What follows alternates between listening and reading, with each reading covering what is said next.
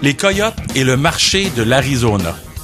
Bienvenue à Focus, mon nom est Ray Lalonde et voici Focus, un podcast quotidien sur la business du sport qui analyse les enjeux, les grands sujets avec un peu de perspective. Et c'est parti. Je vais vous parler de l'éternel débat concernant l'avenir des Coyotes en Arizona. Quand je parle des Coyotes, je parle des Coyotes de la Ligue nationale de hockey, bien entendu. C'est quoi le statut des Coyotes? Est-ce qu'ils devraient rester en Arizona? C'est-tu un marché viable pour le hockey de la Ligue nationale? Pourquoi Gary Bettman attend et patiente éternellement au sujet des Coyotes? Alors, dans le contexte, je vous explique un petit peu d'histoire avec les Coyotes. Ils sont arrivés de Winnipeg en 1996. Puis quand ils sont arrivés, ils ont tout de suite commencé à jouer leur match au America West Arena, qui était à l'époque un des meilleurs amphithéâtres pour le basketball de la NBA. Le problème, c'est que la configuration, c'était un peu comme les Islanders à Brooklyn au Barclays Center, c'est-à-dire qu'il y a des sièges obstrués, on ne voit pas la glace au complet. Ils se sont vite rendus compte que ça n'allait pas suffire à la tâche. En 2003, ils ont ouvert à Glendale, le Glendale Arena, qui aujourd'hui s'appelle le Gila River Arena. C'est dans le district de Westgate, c'est à côté du State Farm Stadium, le domicile des Cardinals de l'Arizona de la NFL. C'est un endroit avec de l'immobilier, avec du commercial, résidentiel, c'est très, très bien. Le problème, c'est que c'est à peu près à 40 minutes du centre-ville de Phoenix sans trafic, 50-55 minutes avec du trafic. Les gens, lorsqu'ils finissent de travailler au centre-ville, ben c'est pas évident de se déplacer jusqu'à Glendale. C'est un des facteurs qui fait que les Coyotes ont moins d'assistance, puis qui sont vraiment souffrants, puis que ça fait des années que c'est difficile de justifier une équipe de la Ligue nationale dans cette ville-là. C'est comme les Sénateurs qui ont une autoroute pour se rendre jusqu'à Canada, puis ensuite de ça, le stationnement est congestionné. Ils veulent eux aussi déménager au centre-ville d'Ottawa.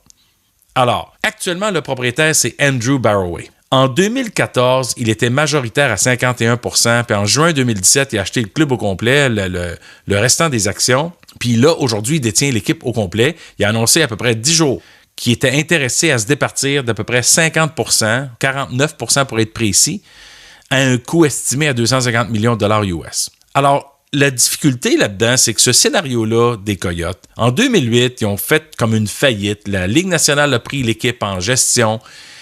Donc, finalement, la Ligue nationale a opéré l'équipe.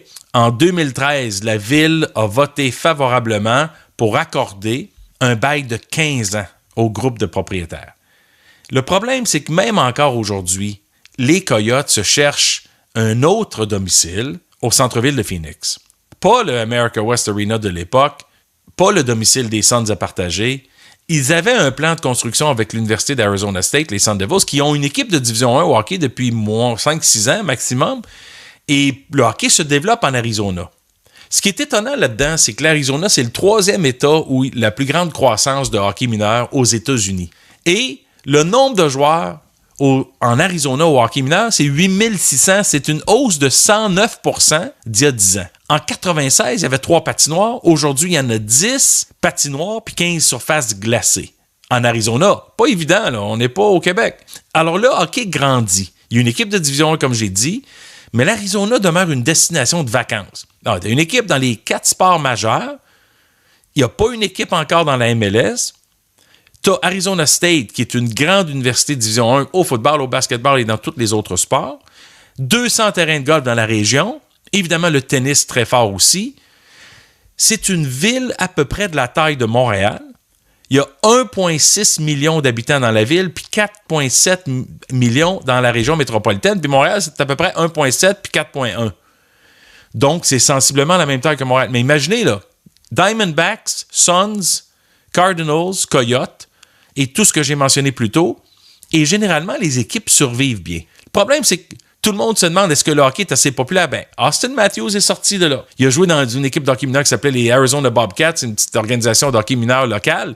C'est un joueur qui est sorti du système. Le hockey progresse. Le hockey progresse partout aux États-Unis. C'est juste que c'est frustrant de regarder ça. Cette année, 13 923 spectateurs en moyenne, selon ESPN. 81% de capacité, 28e sur 31. Pas très reluisant. Puis en plus, le 13 923, je vous dirais, là-dedans, ça inclut les billets donnés. Fait que les vrais chiffres, c'est juste les Coyotes et la Ligue nationale qui les connaissent. C'est certainement pas plus haut que 10-11 000 billets vendus, à mon avis, seulement. Ceci étant, pourquoi Bettman s'entête à les garder là? Est-ce qu'il devrait rester en Arizona? Selon moi, la réponse est oui, pour des raisons d'équipe nationale. Ça prend une empreinte digitale nationale. Sinon, il y a un trou en Arizona. C'est à 5 heures de Vegas, 5 heures de Los Angeles. C'est une bonne rivalité naturelle avec ces équipes-là. Est-ce que c'est difficile d'avoir une audience? Oui. Est-ce que c'est difficile d'avoir un stade plein? Bien sûr. Mais le marché de l'Arizona est un marché important pour la télévision, pour les commanditaires et pour le mot national dans Ligue nationale. C'est à 15 heures d'auto de Dallas. C'est loin, mais c'est raisonnable. Dans le sens que ce que je veux dire, c'est que géographiquement parlant, c'est important d'avoir une équipe dans ce coin-là. Alors, quand on pense à Gary Bettman, pourquoi il persiste? Il persiste parce qu'il cherche encore une solution. Parce que lui travaille pour les propriétaires. Parce qu'il veut aider cette équipe-là à déménager au centre-ville. Ce qui serait dommage parce que l'aréna Gila River, effectivement, est encore tout à fait correct pour une vingtaine d'années. Je suis allé à plusieurs reprises.